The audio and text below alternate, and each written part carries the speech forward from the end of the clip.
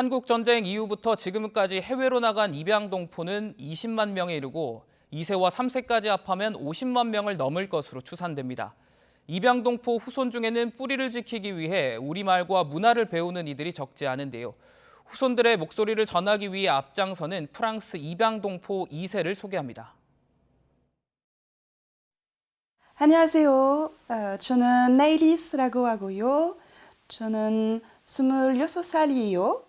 제 아버지가 한국에서 태어나셨는데 7살 때 프랑스에 입양됐었어요.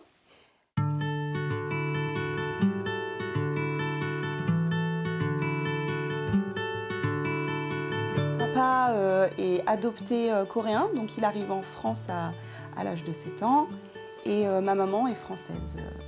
Il n'est jamais intéressé. Je pense que inconsciemment, c'est peut-être aussi le fait d'avoir été adopté à l'âge de 7 ans.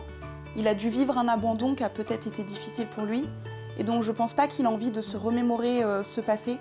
Il a construit sa vie en France, il a fondé sa famille, mais du coup récemment pour ses enfants, il a quand même fait la demande d'obtenir son dossier, ses papiers d'adoption.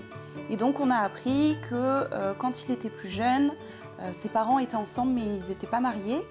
Ils ont eu plusieurs enfants et mon père c'était le dernier du coup de cette fratrie. Et donc quand ils se sont séparés, mon père a vécu avec sa grand-mère côté paternel pendant un moment, et quand elle est décédée, il est retourné vivre avec son père, mais son père s'était remarié, il avait eu d'autres enfants, donc il a déposé mon père à l'orphelinat.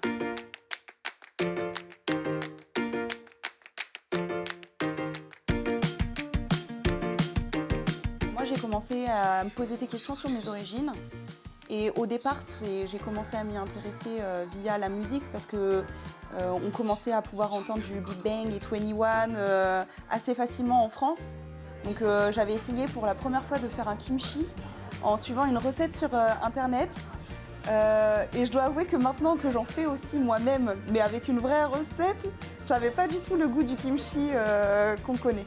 Mais j'avais essayé, on avait fait ça, on avait fait japchae, on avait fait aussi bulgogi. Donc non, moi je suis très fière d'avoir des origines coréennes. Je m'en cache pas, je le dis. C'est d'ailleurs aussi pour ça que personnellement, comme culturellement j'ai été privée d'une partie de mes origines, du fait que mon père ne parle pas coréen, du fait qu'il ne s'intéresse pas à la Corée, j'essaye moi de m'y intéresser, d'apprendre le coréen, de comprendre ce que sont mes origines pour pouvoir en discuter aussi avec les gens.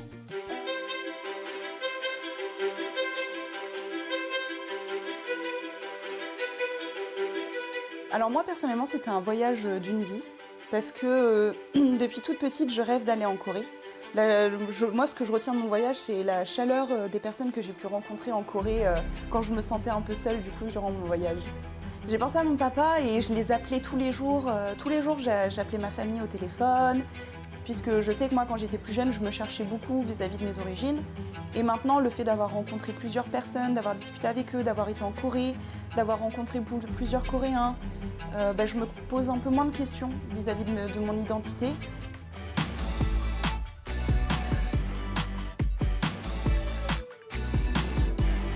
Personnellement, je suis en charge de développer les activités pour la seconde génération, donc les enfants des adoptés. Et à côté de ça aussi, je m'occupe d'accueillir les nouveaux participants lors des déjeuners mensuels. Donc j'essaye d'organiser des événements où on se retrouve entre nous pour discuter, discuter de notre vie en général, et souvent on discute aussi de nos origines, de comment on s'identifie, de notre relation avec nos parents. On discute beaucoup de ça. Là, on va essayer de faire un podcast aussi justement pour discuter de ça et de pouvoir le diffuser.